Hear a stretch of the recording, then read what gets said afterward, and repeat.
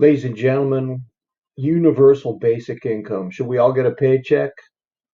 Read Should the Government Give Everyone $1,000 a Month by Spencer Bocat Lindell in the New York Times and develop a thesis that argues for or against UBI as a viable solution to the crisis of mass unemployment.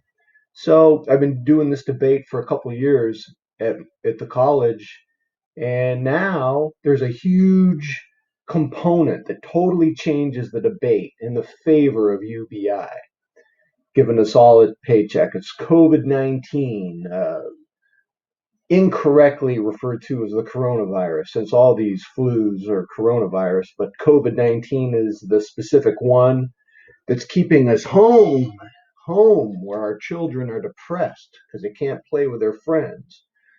And so I want you to read an article, if you want, as a source by D.T. Cochran in The Conversation. It's called Job Guarantees Basic Income Can Save Us from COVID-19 Depression. I mean, we could go into a depression if this COVID-19 lasts for, like, could you imagine if we're stuck in our home for 2 years? So for your outline, you might want to summarize the predicted unemployment crisis that could hit the world in the next 20 to 50 years. You could summarize the pros and cons. You could actually just explain how COVID 19 has catapulted the UBI debate into the forefront of the world consciousness. That alone could be an introduction. For paragraph 2, you could defend or refute the claim that UBI is an effective solution to mass unemployment. Paragraphs 3 through 6, your supporting paragraphs. Paragraph 7, your counter argument rebuttal. Paragraph 8, your conclusion, a powerful restatement of your thesis. Here are some arguments. I think we're going to have to do this in two parts. We'll do the arguments in favor of UBI and arguments against it, but I think I'm going to show you my brief essay, which might be the most depressing essay I've ever written for my students, and it's going to be insane, but I'm probably not going to read it in this presentation. I think I'm going to do it for part 2.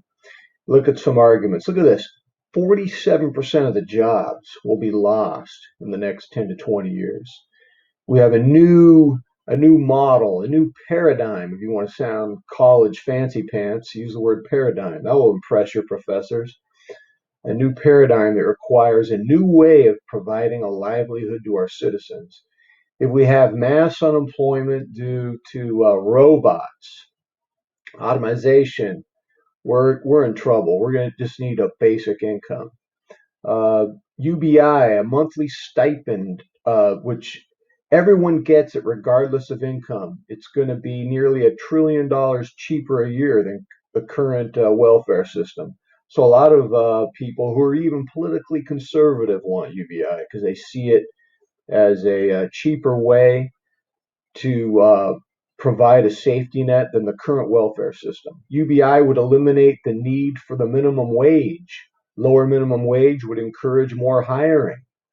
So think about this. If you have UBI, you're going to have the luxury of being more picky on where you're going to work. If someone's going to give you super low money, maybe you won't take it. Maybe that will give you leverage as a worker for people who hire you. They're going to feel they need to increase wages somewhat. It could solve the minimum wage problem. Because UBI doesn't give money for children, UBI doesn't reward one lifestyle over another. It doesn't matter if you want kids or don't want kids, you're getting UBI. Citizens would have more time and resources to train and get educated for more career options, presuming they use their time and money wisely. By the way, just make this clear. I'm not saying all these claims are true. I'm just saying these are the arguments that proponents of UBI will present. I'm just giving you the arguments for and against right now. I'll give you my argument in part 2. All right. Most stay-at-home parents are women who have not been justly paid for their domestic work over the centuries UBI would help remedy that injustice. UBI gives citizens an escape valve for an abusive job or relationship. Having guaranteed money makes it easier to bail when you have to. Can you just imagine saying this to your abusive boss or your abusive partner? Just say, "This is jacked up, man. I'm bailing. I'm out of here, man. I got UBI," right? Uh, 13K a year isn't so much that you would be content to retire in your house. You're not going to disappear into your basement and eat Hot Pockets making 13 to 15K a year on UBI. You're going to want to supplement your meager income with work. And if you're a enterprising citizen, you're going to use your free time and money for education and job training. Uh, Number 9, UBI would eliminate welfare abuses and welfare fraud because UBI spells the death of welfare as we know it, according to its proponents. 10, providing for the citizens with UBI would lessen the risk of a kind of discontent that could lead to national nativism, racist political movement that makes one ethnic tribe hate on immigrants as scapegoats for the country's woes. You see a lot of nationalism right now in our country, and people are arguing that UBI would lessen that risk. You know what's crazy as I read these pros and cons to you? It's like each claim to support UBI sounds like it's its own essay. I mean, this is almost overwhelming. 11, addressing the counter argument that not having to work would make us lazy, depressed slobs. Would we become lazy, depressed slobs if we didn't have to work, if we just got a paycheck? Uh, some people say we would not, that this is just a Calvinism work ethic hangover. The notion that you can only find salvation in this world through hard work. Hey, maybe that's true. I don't know. I'm going to retire in a few years. I'm going to find out, man, firsthand if that's true. The rich know they have to share their wealth because the throng with torches and pitchforks will be knocking on their doors if they don't get paid. So even rich people want UBI as a form of social control. Uh, the biggest debate about UBI is about the nature of work itself. I mean, some people say UBI will kill work and that without work, we'll become depressed, and others say we will adapt to this new economic landscape. I can't speak for anyone but myself, ladies and gentlemen. I don't know if you guys know this about me. I don't have to have a job. I'm busy enough reading, working out with my kettlebells in the garage, and playing the piano. If I were independently wealthy, I would do that.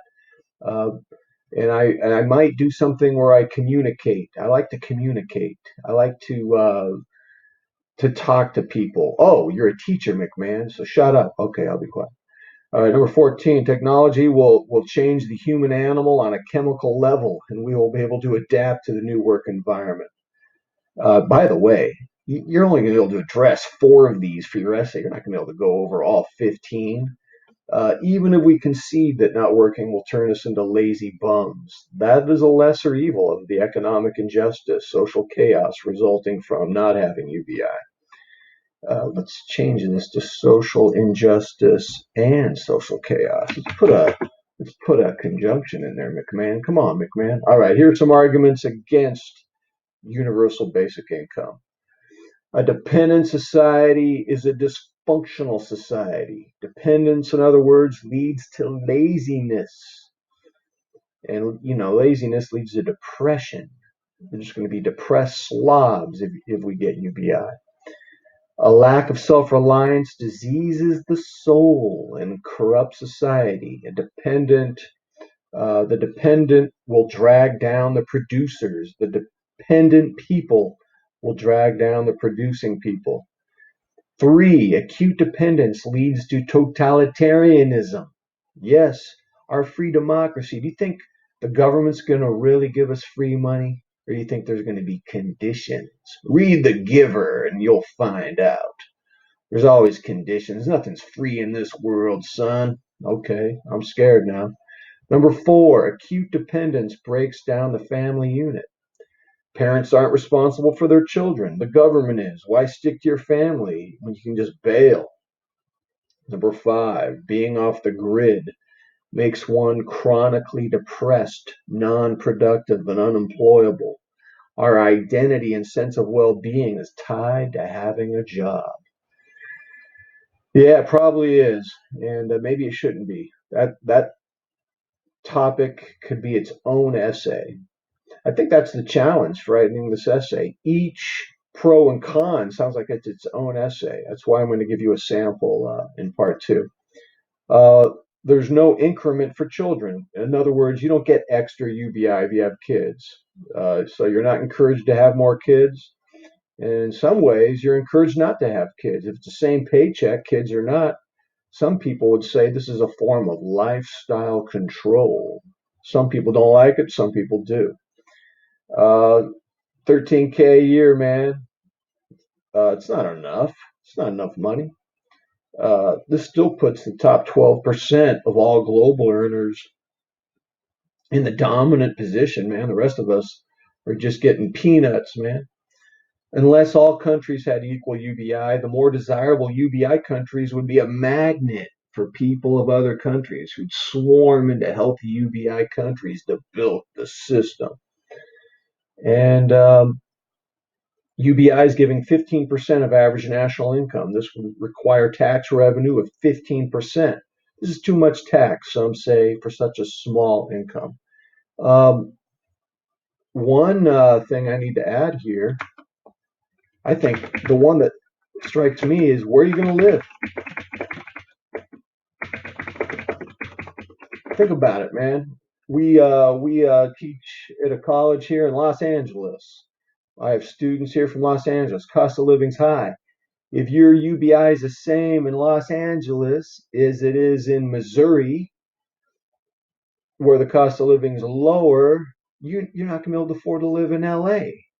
And so people who have lots of money are going to live in LA, Miami, Chicago, New York, San Francisco, Seattle. And people who don't have money are going to live in parts of Idaho and Missouri and North Carolina and places. So, do you see how geographically we'll become polarized and separated based on income? To me, that's scary, man.